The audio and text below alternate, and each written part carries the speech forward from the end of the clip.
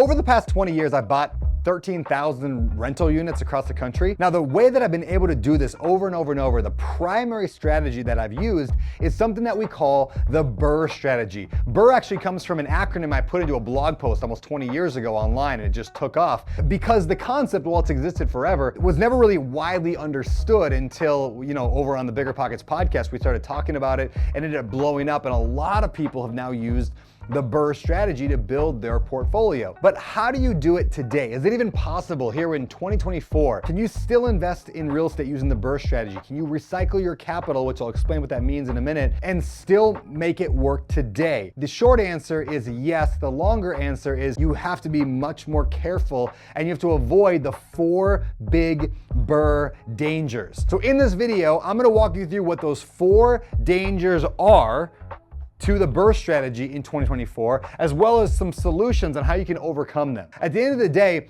BRRRR still works. You have to approach it from a little bit different angle. You have to be a little more careful, and if you do it right, the BRRRR strategy can still help you build huge wealth over time. So if you find this video helpful as I go through it, make sure you're taking some notes, make sure you're jotting down ideas and questions, put the questions in the comments, and of course, if you like this video, hit the little like button and subscribe to our channel for more like this. But let me get into the BRRRR strategy. I'll explain what the BRRRR strategy is for those who are brand new. So BRRRR stands for buy, rehab, rent, that's a weird, rent, refi, and repeat.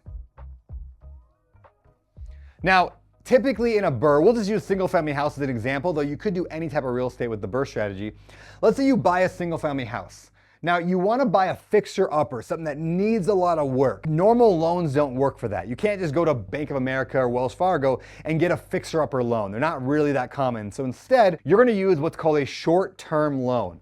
It could be hard money, it could be a line of credit, it could be cash that you have lying around. But you need to somehow buy it using a short-term financing method. Then you're gonna rehab the property. One of the beauties of the BRRRR strategy is it allows you to rehab a property and make it really, really nice so that you don't have repairs all the time going forward because you fix everything. So you're gonna put in the work to rehab it. Now, ideally, you're using the same loan that you bought it with to rehab it as well. There are, hard money lenders will lend you the buy and the rehab amount, not always 100%. Sometimes 100%, depends on how good of a deal you get.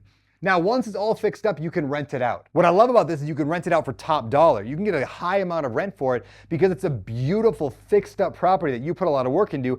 And like I said, your expenses are then lower because you already fixed everything. Next, you have the refi.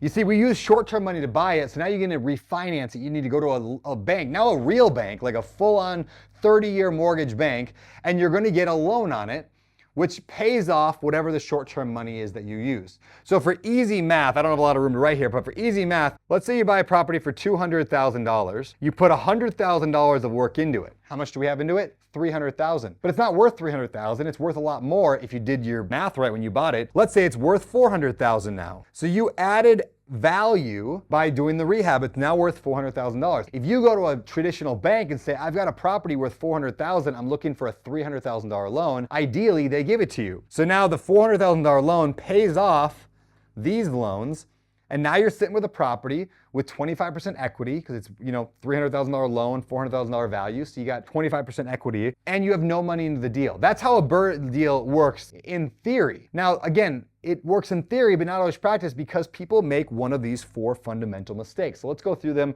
right now. The first mistake I see people make, when I say short-term loan, the loan is too short. So a lot of hard money lenders, they typically lend to house flippers. And house flippers are okay with a 6-month mortgage, with a 6-month loan. That's typically how long it takes to buy a house, fix it up, and get out of it. But oftentimes with a BRRRR strategy, you need a full year or even 2 before you can get that refinance. The longer you have, the better chance you have of doing it. Mistake number 1 or problem is the loan is too short. I'll talk about some solutions there in just a little bit. I want to go over to the 4 problems first. The second one here is over budget. In other words, they spend way more money on the rehab than they wanted to. So the example of here of a $200,000 property that they put in 100 grand, if you put in 150 grand, the math just doesn't work as well anymore. That's a huge problem if people go over budget, especially in a market like 2024. We've got contractors that are hard to find, materials are expensive, everything is harder in terms of the rehab, so people severely underestimate their budget and therefore they go way over. The third mistake that people oftentimes make when they're doing the BRRRR strategy, or the third danger, is overestimating overestimating the ARV, the after repair value. Now, real estate investors like myself and like you, we're all highly optimistic people. We see like vision, we see what could be possible, and oftentimes that actually hurts us in our BRRRR investing. And so we think it's gonna be worth $400,000, but in reality, it's worth $325,000. So now we just bought a house for $200,000, put $100 into it, and now we have almost no equity. Well, that was a tremendous waste of time. We could have just bought something nice and fixed up. So you really have to get accurate on your ARV, and I'll offer some suggestions there in just a moment as well. And the fourth thing that this is especially true in 2024, and maybe 2025 and 2026, I don't know where it's going, but it's that the interest rates, the interest is too high, and that's on the refi. The interest becomes too high. So for example, you buy the property, you fix it up over the course of 6 months, you think you're gonna refinance it at 5%, but then rates are at 7%. And that little difference of 2% there can actually be the difference of hundreds or even thousands of dollars a month on your payment, depending on how big the loan is. And so all of a sudden then you're not making any money. So should somebody give up if they're thinking the BRRRR strategy just clearly doesn't work? These are big dangers. I don't want to be caught with my pants down. I don't want to be caught holding the bag. How do I BRRRR in 2024? And that is the question. How? It's like the most powerful word in the English language. How? How do I do something? And by asking that question, you come up with solutions. So I'm going to give you a few solutions for how we can overcome these problems and get a BRRRR done the right way. So loan too short. Consider, if you really want to minimize your risk, an equity partner. Now, this is not the only way to do it, but an equity partner is somebody who they bring the money to buy the property. So in the 200 plus 100,000 rehab example, they would bring the $300,000 total, their money, their cash. And then that way, if it took 6 months, if it took 6 years, it wouldn't really matter because you're paying all cash for the property. The other benefit, of course, of doing that is that when you're trying to buy properties, you can afford to offer all cash. Now, of course, you're wondering, well, how would I find somebody that can come up with $300,000 in cash? Well, they're everywhere. There's millions of millionaires in America. There's a lot of people with IRAs. There's a lot of people that are real estate investors that, they don't really want to be active anymore, but they've got a huge portfolio. They can sell a property. There's people with giant lines of credit, like home equity lines of credit, because property values have gone up so much. There are people with money out there. So again, going back to the most powerful word in the English language, how? How do I find those people? I'd encourage you to start a couple of things. Number one, start networking online. Like groups like the Better Life Tribe, which is the accountability mastermind that I run, there are over 1,000 millionaires in that group. The average net worth, I think, is like $2.7 million. It's crazy. You have other giant websites as well, things like BiggerPockets or Facebook groups. So start networking online just to meet people. If you meet somebody who's been in real estate for 20 years, chances are they've got a good chunk of capital or access to it in their life. They can sell a property or whatever. Another suggestion though, go to your local real estate clubs. Every major city in America has these real estate clubs that meet all the time. It's usually free or very cheap to go. And you just network and meet people. Go there, learn, connect, network with people, find out what they're doing. Don't just walk in there asking for money, of course, that'd be weird, but get to know people. So, consider an equity partner. It just takes your risk down to almost nothing. It's wonderful. Of course, there's other ways to do it to reduce your risk. You can get longer loans, hard money loans that are 2 years long. And then if you just make sure you're efficient on the rehab and getting it done quickly, you can get out of it that way as well. But I just love reducing risk right now. And I even have a hard money company, Better Life Ref, betterliferef.com, ref.com. Still, if you have the option of an equity partner to reduce your risk, I would look into that. You can split profits however you want. 50-50 usually works pretty well, and both people can win with a lot less risk. What about going over budget? How do we avoid going just dramatically over budget on a rehab? Well, the first thing is to pad the budget. Pad the budget. What I mean by that is when you're estimating, when you're running your numbers, doing your comps, figuring out all your paperwork ahead of time, you're gonna make sure you're gonna add at least 15%, if not more, if you're more new and inexperienced, to your budget. So when you think it's gonna be a $50,000 budget, you might wanna say 70.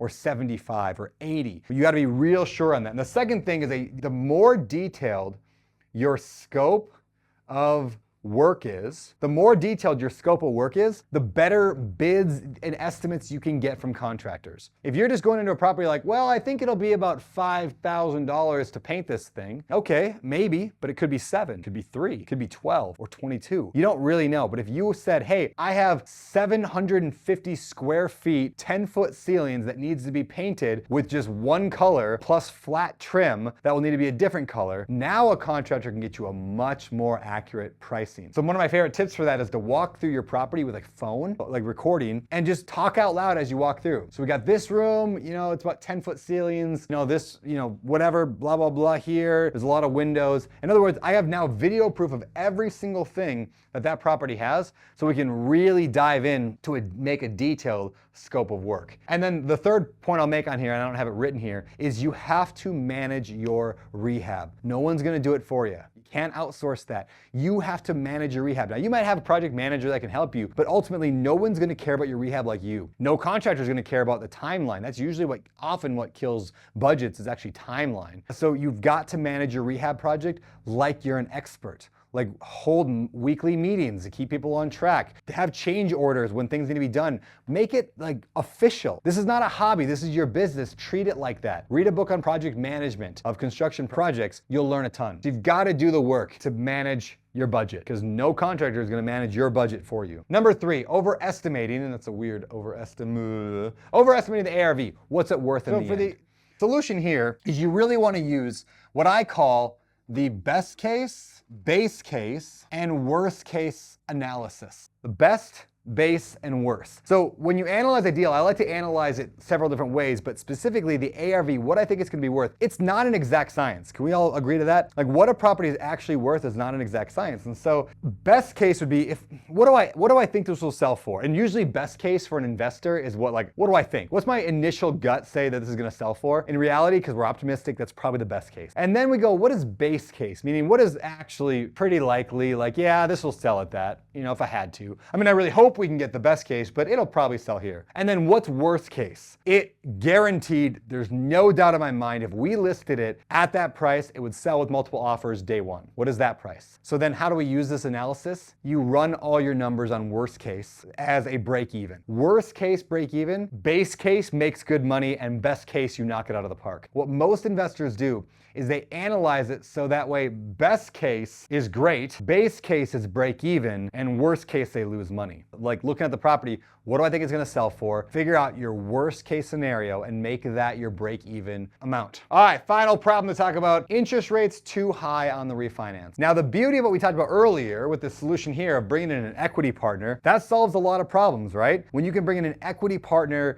and now you don't have to worry about refinancing at any point. You can wait for the market to come back. But if you don't do that, or if your partner doesn't want to last forever on the refi, how do you prevent against that? Well, the same actually solution that we talked about in number 3 here, using best case, base case, and worst case. And so specifically, the solution here is to analyze conservatively. Analyze your property conservatively, which means when you're running your numbers, assume worst case scenario on almost everything. And we're not going crazy worst case. Worst case is like interest rates go to 50%. That's not a reasonable worst case. I would say right now, I mean, where I am at today recording this thing, interest rates are like high 6s for a house. So I might say worst case, they're mid 7. I doubt that they're gonna go up a whole point. They could, I doubt it. The feds have not indicated any of that, but I might estimate at 7.5 when I'm running the numbers. My base case would be what it is today, 6 3/4, let's say. And my best case might be 6. Hoping that in the next year it drops a little bit. But I want to estimate and analyze all my numbers conservatively. And if I do that right, if I'm using this best, worst, base case analysis, I'm analyzing conservatively,